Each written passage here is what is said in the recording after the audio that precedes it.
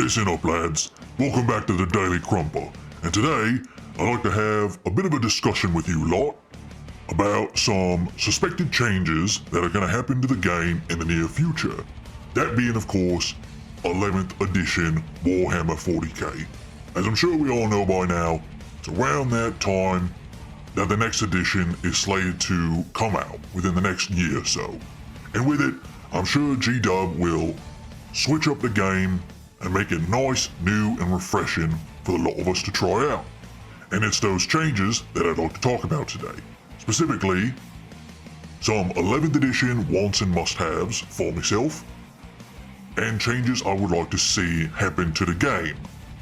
There's a lot to talk about. I'll start off with some more colder takes, and then progressively get hotter as I go. And trust me, lads, I've got a couple spicy takes for you gits, so stay tuned for them. And yeah, with that, let's hop right into the information I've got for you lads. But first, if you lot can do me a big favor and make sure that you are liking and subscribing to my videos. The channel has been growing pretty well and good, as of late I might say. But as of the past couple videos, I've hit kind of a wall in terms of growth. So please do me a favor, gits, and share with your friends, like the video, help out the algorithm, and of course, leave me some feedback and let me know what it is you lot would like to see next in terms of my channel. So pleasantries out of the way, let's hop into it. So first up, I think G-Dub should do something with psychic units and armies.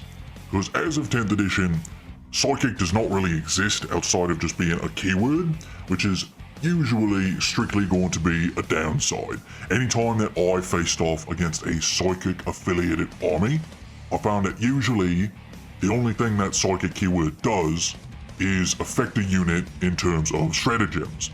And stratagems typically only last for a single activation, or at the very least a single phase, for when using a particular unit. But on the flip side, a lot of other armies have anti-psyker abilities, giving them minuses to hit, minus to wound, get a feel no pain against psychic attacks.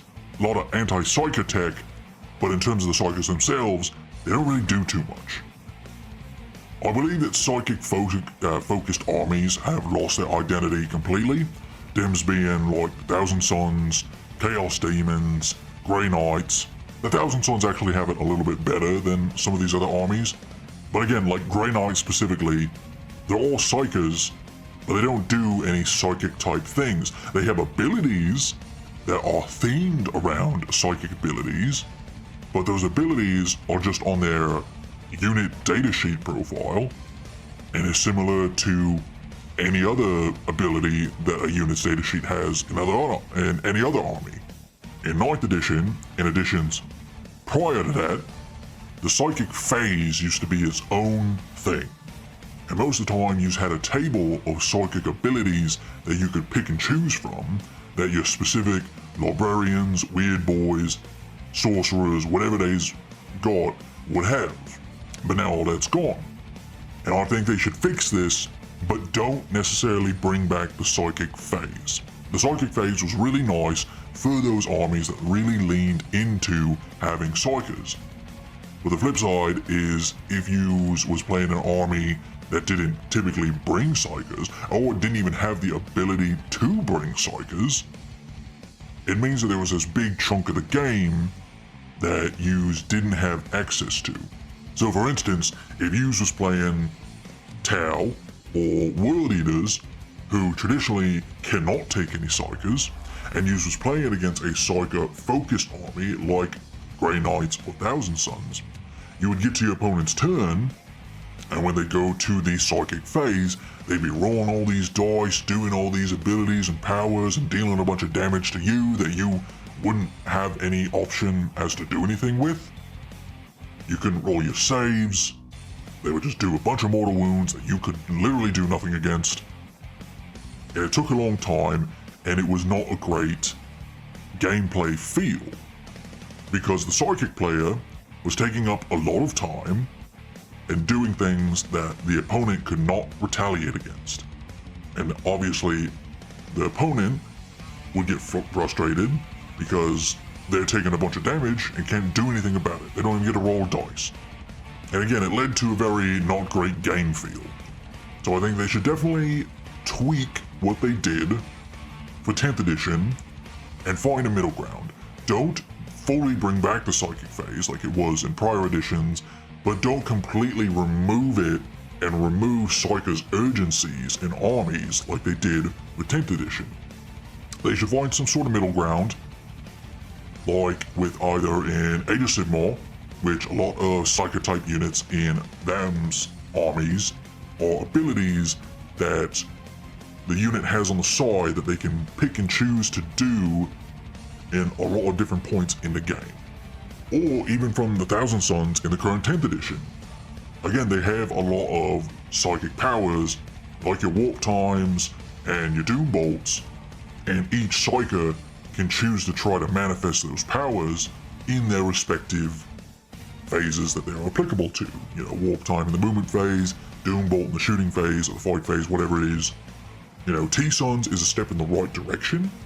I think they should just do that for all Psykers instead of just Thousand Sons.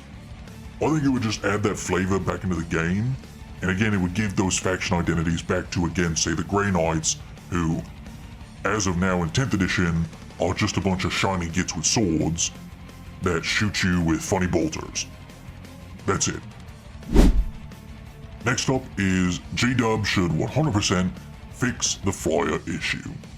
Now, G-Dub has outright said in, I don't remember if it was a podcast or a Facebook post or maybe just like a couple of broadcasters chit-chatting it up after a game had finished at one of their big open series. I don't remember what it was specifically, but I remember that some of the gits were talking about how a couple of these lads on a live stream were directly saying that when they were designing the game in 10th edition, they did not want flyers and other very large units like your typical Lord of Wars, your Titanic units, to be good and viable.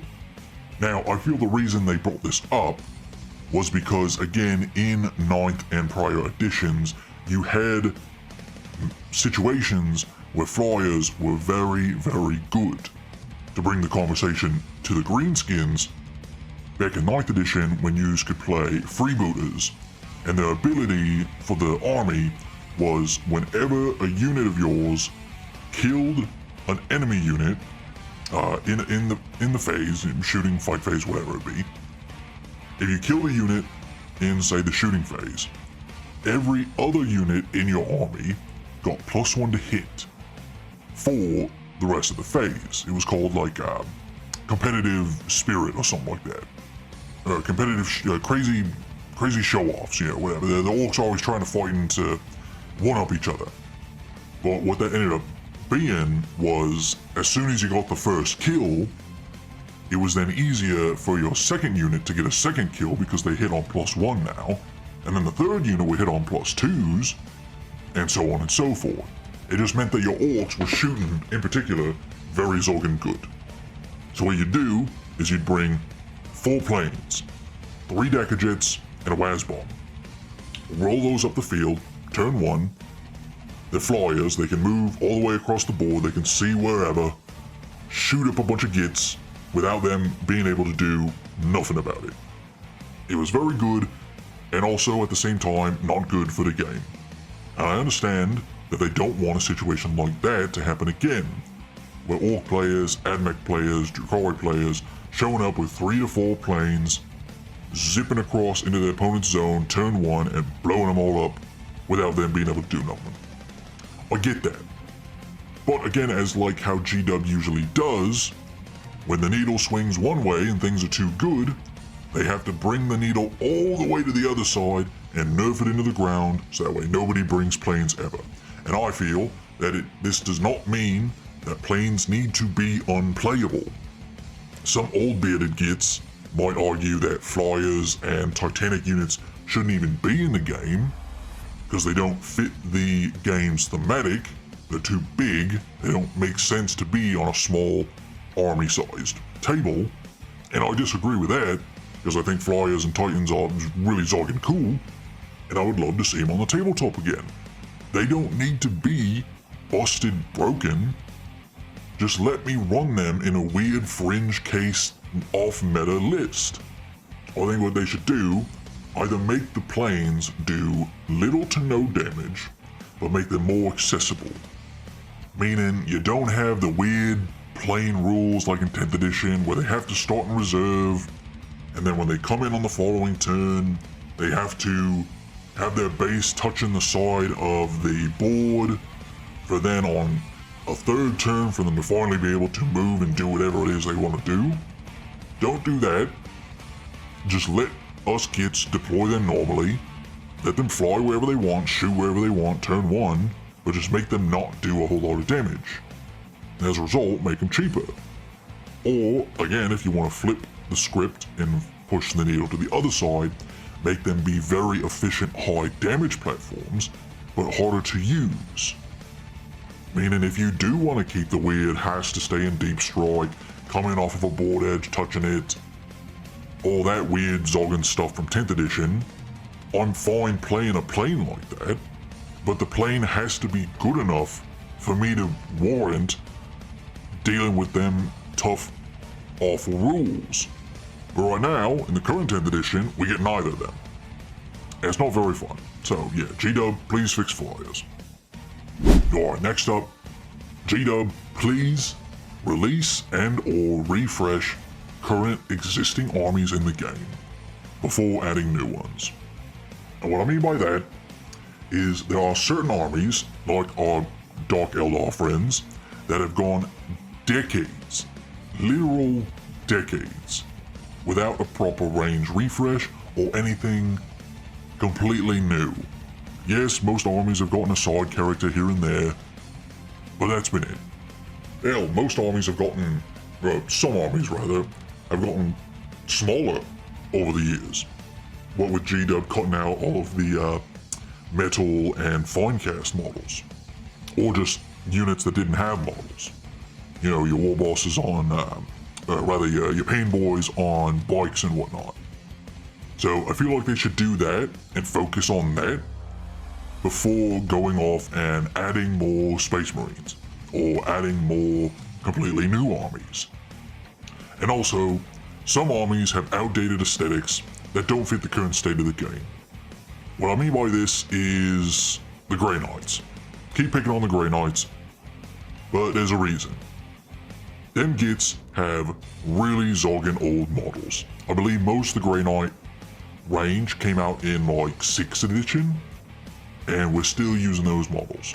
They're plastic, and they're not the worst, but we're so far along in the future from 6th edition that you look at a typical Space Marine army, which is, as of now, almost completely Primaris updated models. And then you compare them to the Grey Knights, who are old from 10 plus years ago. Everybody jokes that they are the 5'10 Marines versus the 6 foot tall Primaris, because they're all tech Marine sized from back in the day. They're very small, stunty, and they look just weird compared to typical Space Marines. So armies like the Grey Knights should 100% get new models ASAP, because otherwise I would find it really zogging hard to try to incentivize a new player to go after an army like that that's that outdated. And then of course, some armies have been added to the game with little to no additional support since. What I mean by this is the new armies that have come out, namely Emperor's Children and World Eaters. Emperor's Children has been very recent, so I'll give them a little bit of slack for that, but World Eaters especially. When World Eaters came out in 9th edition, a lot of gits were surprised that they had very little amount of units to pick from. And the units that they did release when the book was brand new were very little. Not counting characters, aside from Angron, you had 8-pound, Exalted 8-pound, which are arguably the same thing. You had the cultist equivalent lads, and we'll say the new Berserkers. Berserkers were already a thing, but they got a new model kit and kind of became their own thing. So we'll say that. So aside from characters, you had 4 units. Since then, Now in 10th edition, World Eaters got Goremongers as a 5th unit. That's it. Gits have been waiting 3 going on 4 years for the rest of that army to be released. You know, where's the Berserkers on Juggernauts? Where are the Khorne affiliated demon engines? You know, like the Blood Slaughterer or the Decimator. Where are proper Red Butchers instead of just World Eaters Terminators? You know, Thousand Sons got their Scarab Cults. Death Guard got their Blight Lords and Death Shrouds. World Eaters, where's their specific Terminator? You know, the army is just very anemic when it comes to units they have access to. So I feel like G-Dub should prioritize getting an army like that more units so they are a lot more of a fleshed out faction instead of just canning them or putting them to the side and going after the new shiny thing and just add new armies. Don't do that. Votan finally got enough units for them to be called a proper army, but again, that took 4 years. And with the Emperor's Children, who came out again with very little amount of units, they's probably also gonna have to wait that amount of time. And that's proper Zoggen shit, lads. Proper Zoggen shit. Alright, next up, fix or ditch agents. Pretty cut and dry, this one. It was a fun idea, it was not executed properly at all. When the army came out, they showed off all the rules, and their army rule was basically, hey, you can take certain other units and use them with this army, and that was it. We probably should have saw that as a red flag from the beginning, as this was a, hey, this is a fun army. If you want to try it out, here are some proper rules, but we are not going to support it, and it's not going to do anything for you. So yes, please give them an actual army rule that makes you want to play the army. Why would I want to go play agents as it is now? If I happen to play a lot of Zoggen Kill Team, and I have all the different Kill Team sets, and that is my jam, I love Kill Team, and I happen to have a book that allows me to play all of my Kill Teams in 40k, that's nice. But outside of that very specific fringe case, as a 40k player, there's no reason to play agents. They don't have any cool army or detachment rules that make you want to run them. Hell, their whole core identity is that you can take their units and use them in other Zoggen armies. Oh, you want to run an assassin? Sure, throw it in with your Blood Angels. Oh, you want to run some Voidsmen? Throw them in your Imperial Knights. Have a go at it.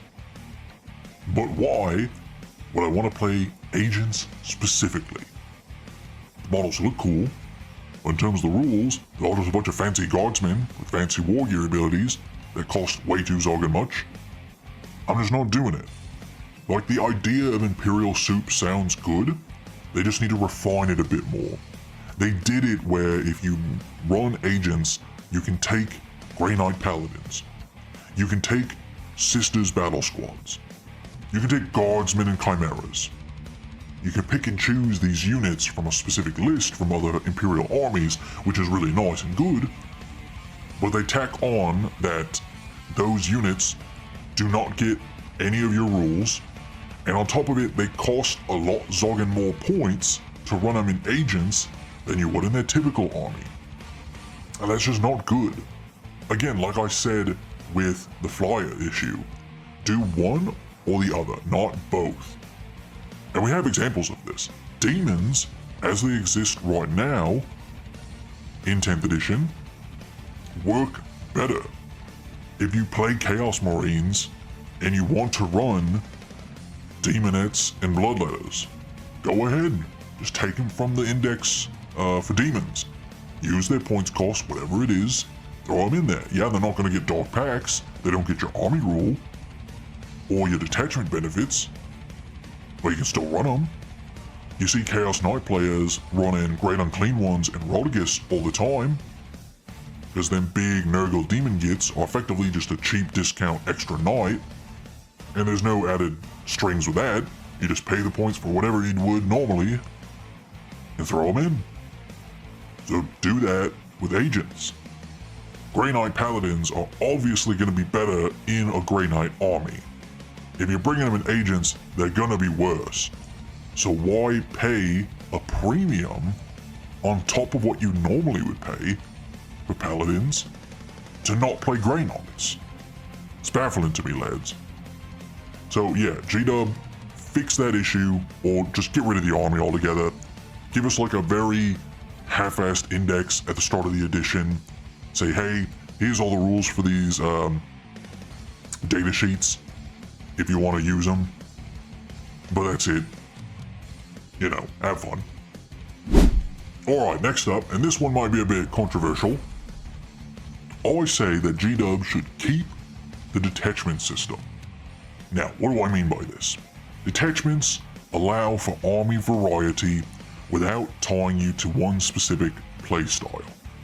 Now, with this example, I have Marines on the screen, obviously, and I'm going to use Marines for a lot of these arguments, but in theory, the argument works with any faction in the game that has sub-factions.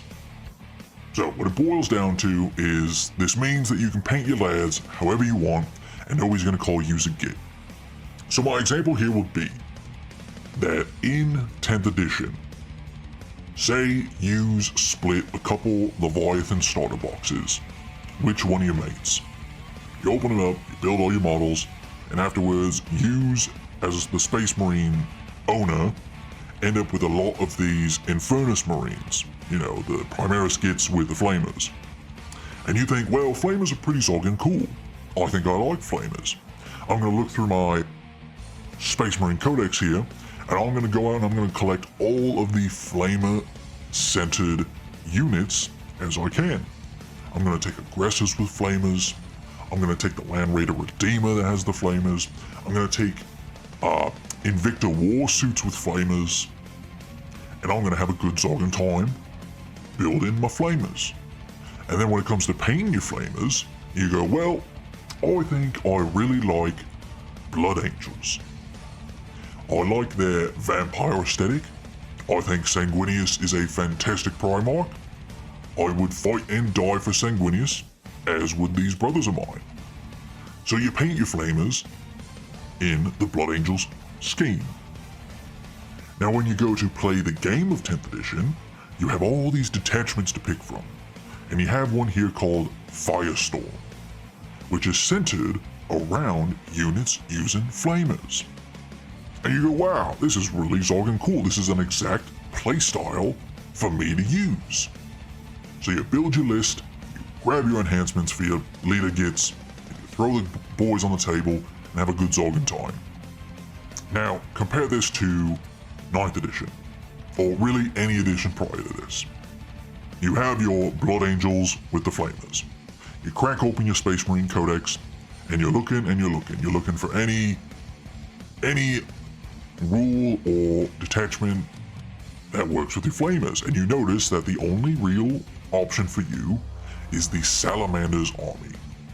Salamanders, in the lore and on the table, have been and always will be about Flamer-type weapons.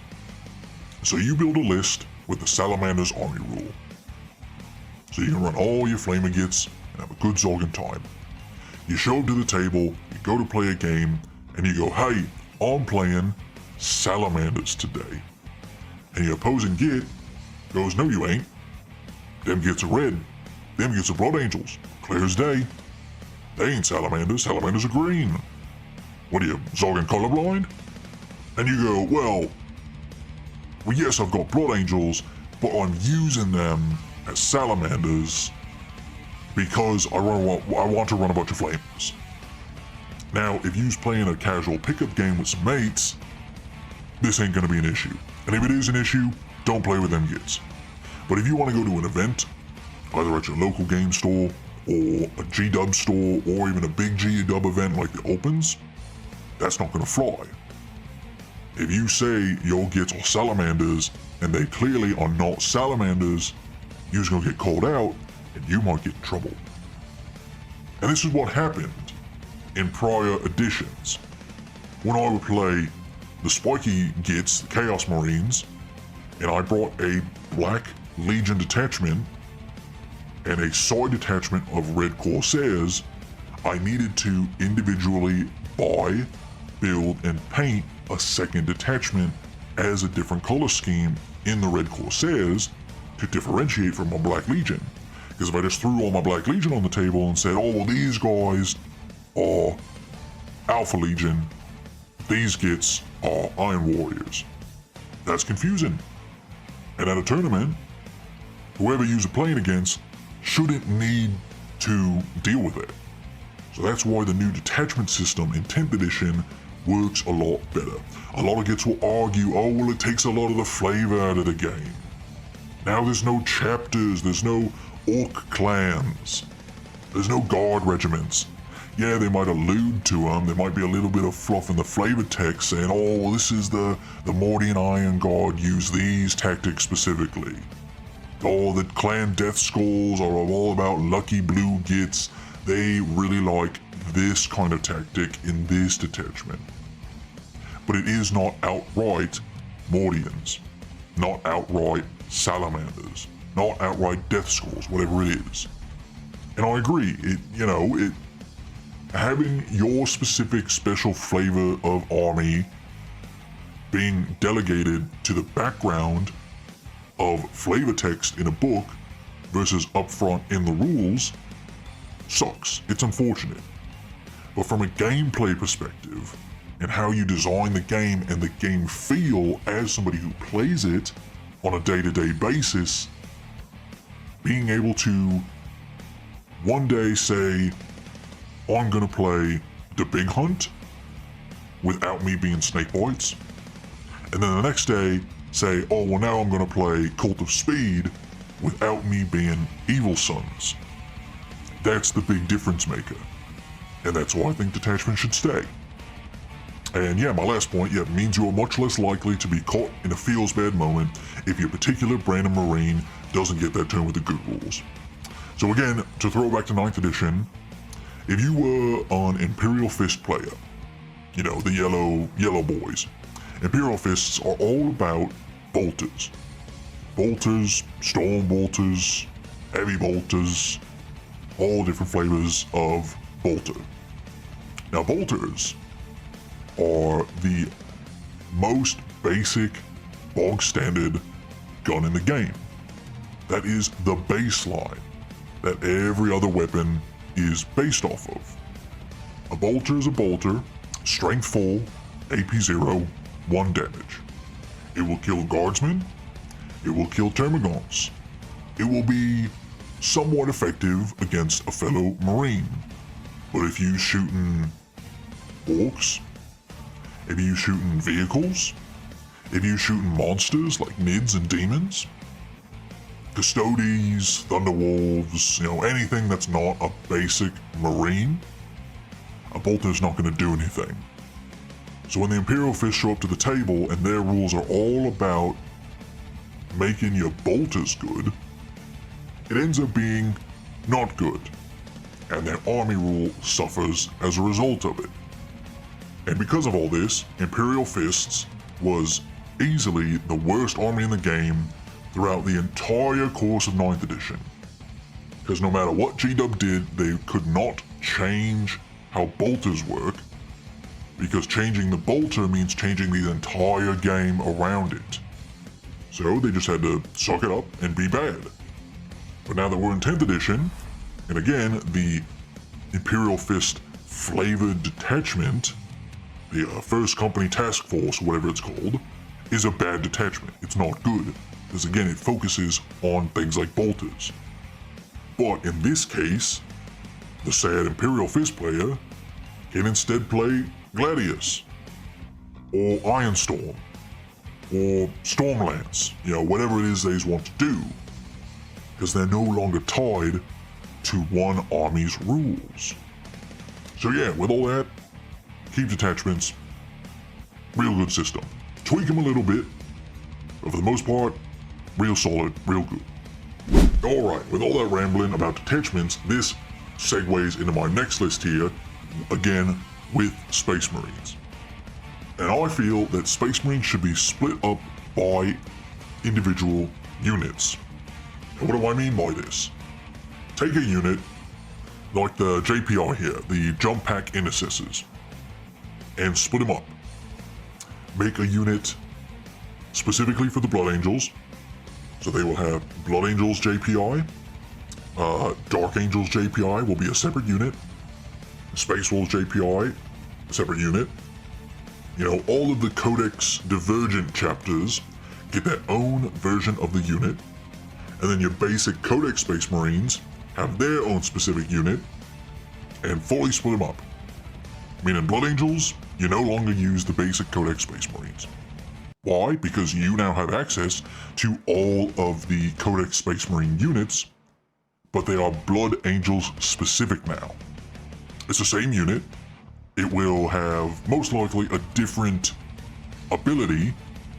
Some stat lines might be a little bit tweaked. The Blood Angels units might be a little bit faster. The Dark Angels one might be a little bit slower. You could maybe do that, but don't change it drastically.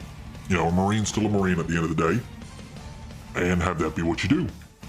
Because in my experience, Marines have been a balancing nightmare for many editions now, and as a result, it affects the rest of the game, due to the game mainly being balanced around Marines, because they are the most popular army, the most played army, and a Space Marine is the most basic unit you can take.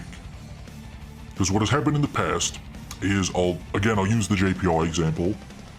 So when Blood Angels, when their Codex came out, or really no, before their Codex, they had their Index attachment, which was the Liberator Assault Group, or whatever it was called in the Index.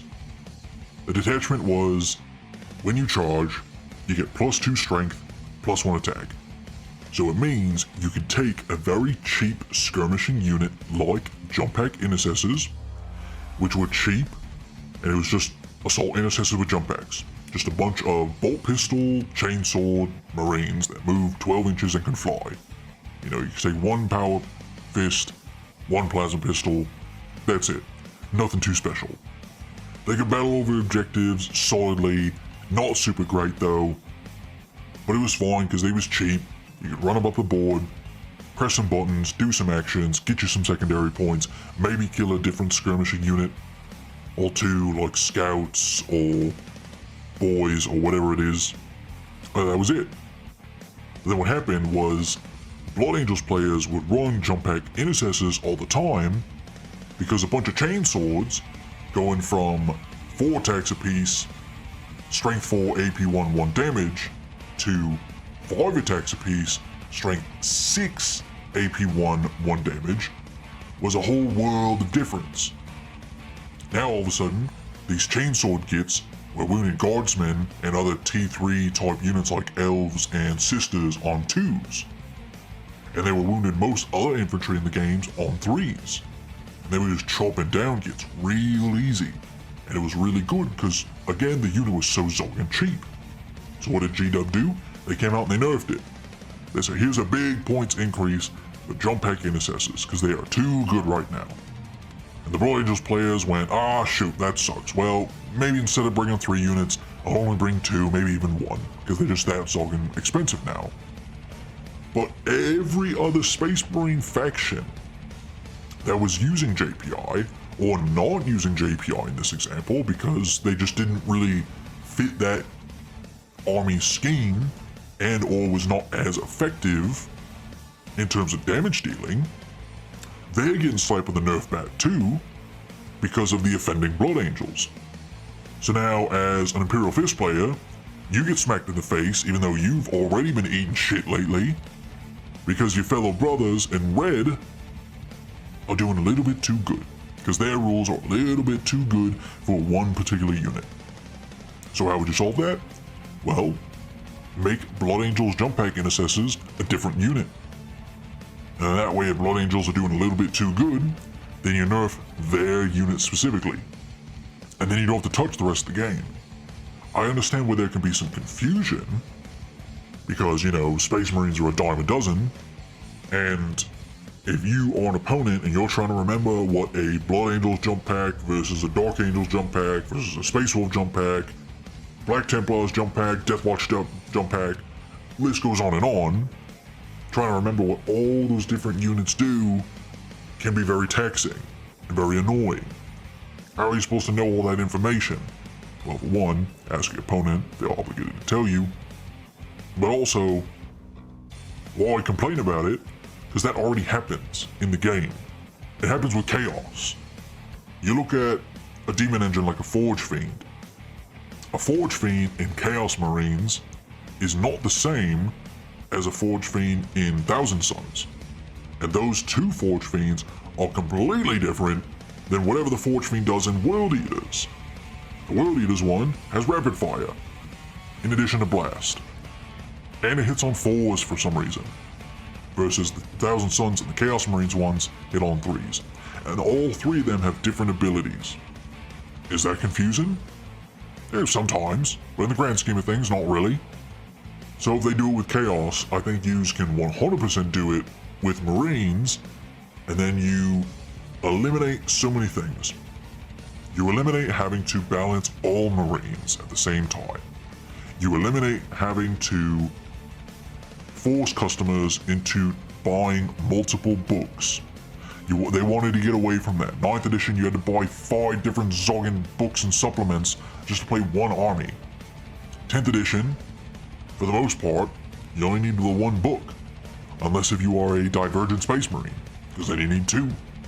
So I think it would save a world of headache if they just did this.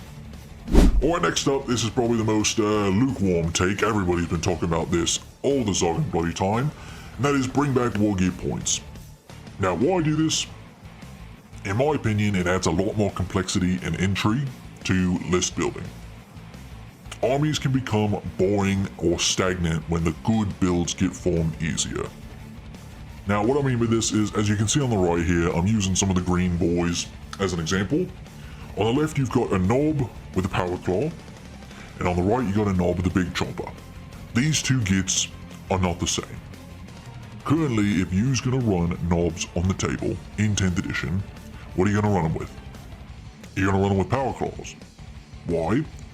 Because Power Claws are, by and large, the best melee option that you can put on a Nob. Hits on 4s, which isn't great, the other options hit on 3s. But what you get for hitting on 4s is Strength 9, AP 2, and Damage 2. Versus what do you get with a Big Chopper? Same amount of attacks, 3 attacks, hit on 3s this time, so it hits better than a Power Claw. But what you get is Strength 7, so 2 less strength, AP 1, 1 less AP, and Damage 2, so same damage, but less AP, less strength, hits on 3s. But nobody brings Big Choppers. Why? Because the AP matters so much. A lot of units that you're going to be engaging with in 10th edition have 2-up armor saves, or at the very least, they have a 3-up with something like Armor Contempt to reduce the AP anyways. So what do you need? You're going to need as much AP as you can get. And on top of it, Strength 9 means you're running a lot of infantry on 2s. So between those 2 factors, Big Choppers are not the way to go. Run Power Claws all the time. Now, what if a unit of Nobs with Big Choppers costed 50 points less than a unit with Power Claws? This being a 10-man, of course. You know, right now, 10 Nobs is 210 points. So what if 10 Big Chopper Nobs was, say, 170, 160 even? Would you pay for that? I'd pay for that, because I think that's really Zoggin cheap. Yeah, there's not going to do as much damage, but if you break it down, damage for point, it's probably not too Zoggin bad. But I can't do that. I could do that in 9th edition, and prior editions, because Power Claws were always the premium melee option. They costed the most amount of points. Big Choppers were much cheaper. I used to run Nobs with 2 Choppers, because Choppers were free. I would just throw the Slugger away, pick up a second Chopper, and just run around with a bunch of Strength 5 and Strength 6 during the war attacks at AP 1. It's pretty Zoggin good. Kept the unit cheap. So, see what I mean, lads? It's going to add a lot more complexity. Because now you open up all these options. A 10-pack of Nobs with Power Claws can be a big massive melee unit that is good into other opposing big melee bricks. Terminators, Sanguinary Guard, Thunderwolves, all kinds of kids. Versus maybe a small 5-mana knobs with big choppers can be your cheap, run out into the middle of the board, skirmish a bit, try to take down 5 intercessors, 5 scouts, you know, whatever trash your opponent's thrown out onto objectives in the early game, and have them be what they's go after. Now those two units fill a very different role in your army, and I feel like that is what wargear points can allow you to do. It effectively is just adding more units to you's army. It makes it a lot more fun and interesting to build around. Because right now in 10th edition, you can look at a data sheet, you look at all the different wargear options they have the access to, and you can pretty zogging quickly find out which is going to be the best option, and just run that. Don't worry about any other guns or melee weapons that you can take. Take this one, it's the best one. People online will say the same thing. Take power claw knobs. They are the best way to do it. Don't look at anything else. What, they can take custom weapons? I don't even know what that is. Don't look at it. Only your power claws. You know what I mean? This allows for easier balancing too. So like we brought up with the Blood Angel situation, except at this point it's going to be wargear. If knobs with power claws are way too good, then you can increase the points on the power claw specifically instead of the knob unit, meaning that the knob unit won't take a hit, and you can, instead of running power claws, you can run big choppers, or do a mix, 5 with big choppers, 5 with power claws, 7 with power claws, 3 with big choppers, 2 with power claws, 5 with big choppers, and the rest choppers, you know, double chopper, whatever it is. Bring back the granularity. It makes it a lot more fun. If you haven't played like mid 9th edition and prior, before they started just making wargear free, it was a really doggone good time. And in my opinion, the discussion around units and list building was a lot more complex. Oh yes, and of course, bonus G-Dub benefit could mean that they have more opportunities to sell additional kits. Ain't that a theory? Think about this, go into 11th edition, oh, well, all these old players, man, I have 20 power claw knobs, but I don't have any big choppers. And I can't find where my sprues went. I think I threw them away or I gave them to a mate. Oh, well now I gotta go buy 3 more boxes of knobs just so I can rob all the big chopper bits out of it and use them. Oh man, that sucks. That's quite zogging rude. But in reality, G-Dub will make lots of money off of it. Not saying that's good for us lads, of course, but, you know, just throw that in there. Alright, next up, go full digital rules. It's about time, G-Dub. It's been so zogging long, just do it. Every edition, G-Dub gets slowly closer and closer to this goal. This edition, they came out with their own specific Warhammer app that has all the FAQs, erratas, it gets updated all the time. It's really zogging nice. You can look up each of your units, see what their keywords are, what stratagems work with them, all that stuff. It was really zogging nice. But then they said, well now you gotta pay for it. At least to use the army builder. Can't build an army unless you pay a subscription fee. Okay, not great. Well, if I pay for it, I can at least gain access to all my codex rules, right? Nope, still gotta buy the codex. Oh, well, then why put it on the app? Well, yeah, you can still use the app. You just have to buy your codex, flip to the back page where you find a code, put the code in online, and then you can use your codex rules on the app, so you don't need the book. Oh, well why did I spend $60 on a book then? If all I wanted was the code to be able to use it on my phone. Money. Oh. So yeah, that's proper zogging shit, lads. Just ditch it all together. If you still want me to pay for a code to have access to my rules, that sucks. But sure, if I can avoid buying a $60 book every time one of my armies gets a new release, I would pick that option every time. This would cut out the massive headache that is selling physical rules in a codex. What this means is making a physical product is a big investment in both time and money. So as a rules writer at GW, they make all the rules for a book. We'll say the orcs again, because we like the greenskins. They make the orc codex. Now, in order to get that on shelves at stores, they need to send the rules to a printer that will print the rules onto pages that will then make them into a book. And then once the books are all done, the books will need to be distributed to their respective locations all across the globe. And then once they get to said distributions, they will then hold them until a certain time that GW tells them. Then they will distribute them to all the different game stores, Barnes and Nobles, all the different stores that carry codexes or whatnot in a timely fashion, ideally. And then those stores will hold on to them until GW's actual release date comes around. And now that process takes a long zogging time, lads.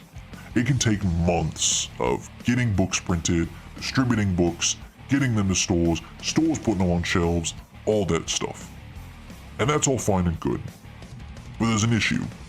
And the issue is the game moves at a certain pace. GW has been very on top of it at making all of us lads happy by updating the game at least every 3 months. Every 3 months we get a new field manual which updates points for most armies in the game, and we get a balanced data slate which updates rules for most armies in the game. So the issue obviously becomes, if the Orc Codex comes out, or rather, if the Orc Codex gets sent to the printers in January, and then March comes around, and a big balance update comes out that affects Orcs prior to the Codex coming out, and then the Codex comes out in April, and now that Codex has a lot of conflicting information because the Orc army does not work like that Codex intends. Because the Games Workshop writers and rules committees have a completely different idea on how the game needs to be played in April than they did back in December or January when they were finalizing what they wanted the Orc book to be. And that's why you have these big discrepancies and why you have a lot of kids complaining that their books are just expensive paperweights and they're obsolete as soon as the book comes out. So if they just go full digital, they don't have to worry about any of that. Are they gonna make less money because they're not charging $60 flipping for a book? Probably. But would it be heaps better for everybody involved? The consumers, us players, the stores stocking these organ things that go obsolete almost immediately? Even GW not having to pay all those fees to put it to the printers? Yeah. So why not just take the easy out? And yeah, GW could change and alter rules more frequently without having to worry about the physical product. An example of that would be the Grotsmiths that just came out.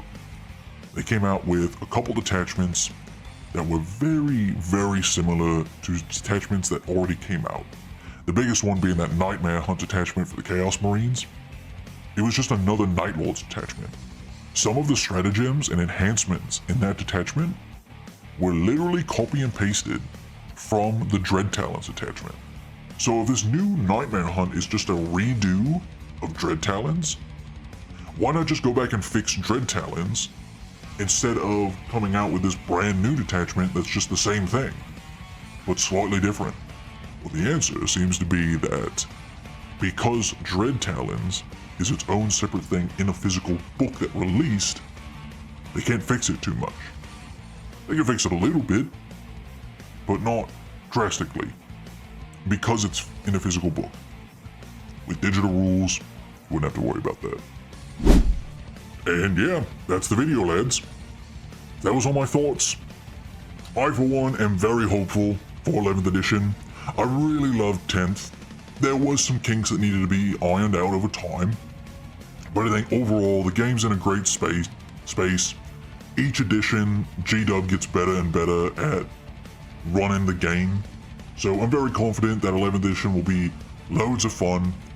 And again, if the rumors are true and us lads end up being the poster boys and we get heaps of new units and models, I would zorgin love it, and I would love to go over the detachments, units, all the tips and tactica for you lads in particular.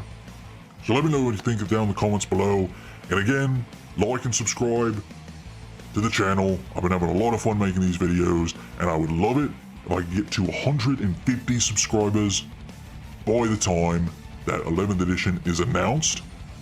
So do what you can for me lads, and as always, have a wonderful time.